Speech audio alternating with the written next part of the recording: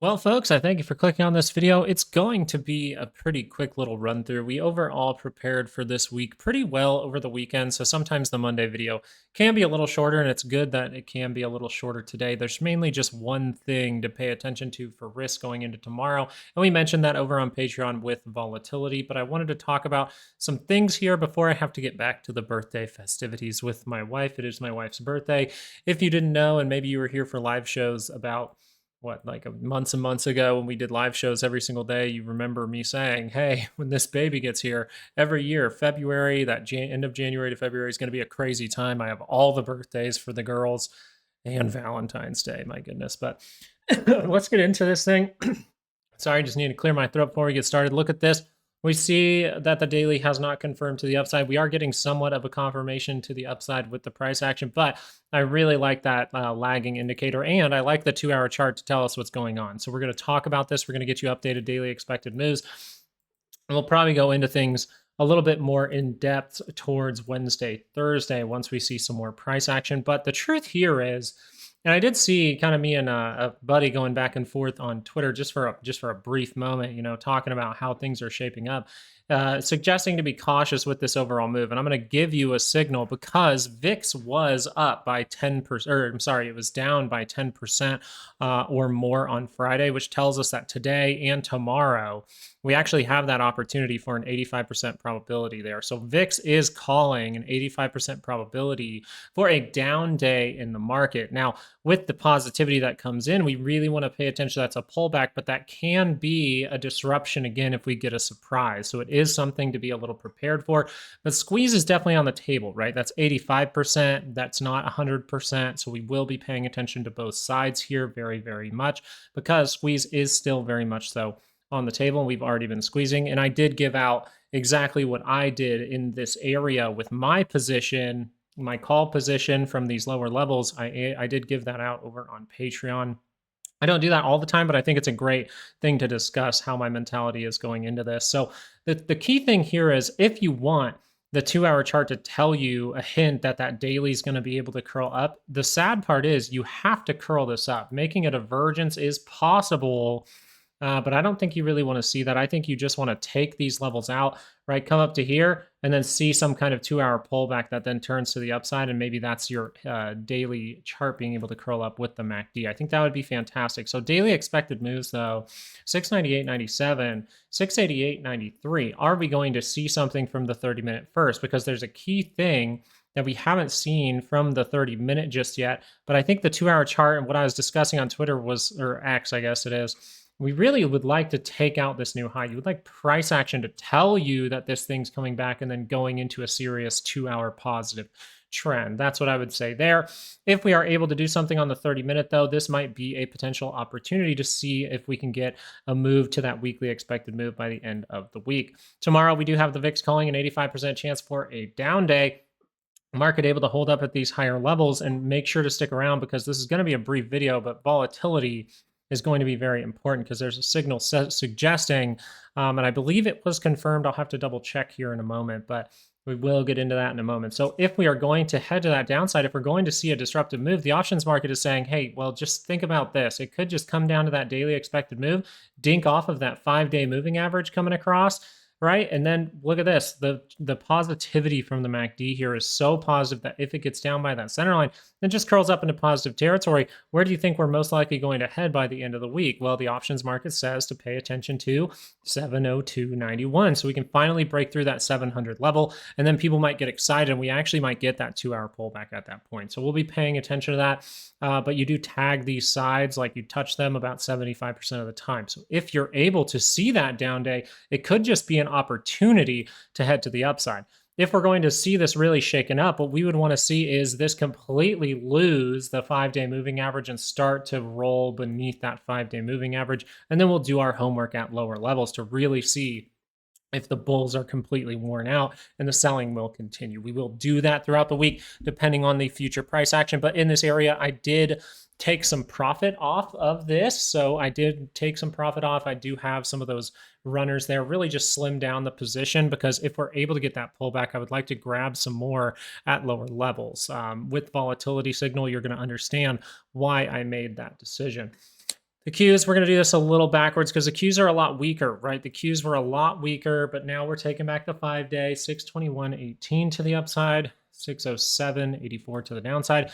The positioning of the 30-minute.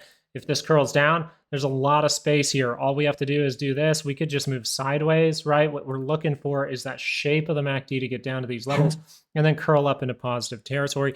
That would really give us the hint that we could head to that weekly expected move. As we look at the 2-hour for the Qs, this is the crazy part about the Qs, really. The Qs have to take serious levels back. Actually, it's kind of this box up in here. They at least need to take out these levels to really say the 2 hours back on the bull and say that the daily chart can curl up into positive territory. But remember this about the daily chart for the Qs. They violated divergence here, they violated divergence here, and they have not given a daily lower high. So we don't have a reversal signal at all. We didn't even up here for the Qs, okay? So all of this could just be some kind of reshaping, right? Repricing the market to get them at lower levels to just curl that thing up and head to the upside. So 2-hour chart needs to take out these levels. 2-hour chart needs to get positive because if that rolls anywhere beneath those levels, you have to be aware that this is negative. And that can then test the low or go make a new one. Yeah, we can carve out higher lows and things like that. We'll be ready to react. We trade like water on this channel. But it says, hey, if this curls down in negative territory on this MACD, I don't necessarily want to be a part of that to the bull side, right? Because when we have done that in the past, right over here, we come up to these kinds of areas just above the 5-day moving average and we roll. You notice that we roll into negative territory. We test the lows. We keep making new ones. We keep making new ones until we actually form the reversal signals. We will always be paying attention to that. So pretty much how the market is shaping up is the 2-hour chart is saying, if I roll tomorrow, that's risky. But if the 30-minute is able to just curl up into positive territory, we can continue to move upward for the 2-hour chart. So you kind of have a bullish argument for the most part in the shortest time frame that I like, the 30-minute. And then you have something risky to watch for if you don't want to see any kind of selling come in, that you really don't want this to curl down in negative territory. Now, do we have a possibility? Do we have a probability of that curling down?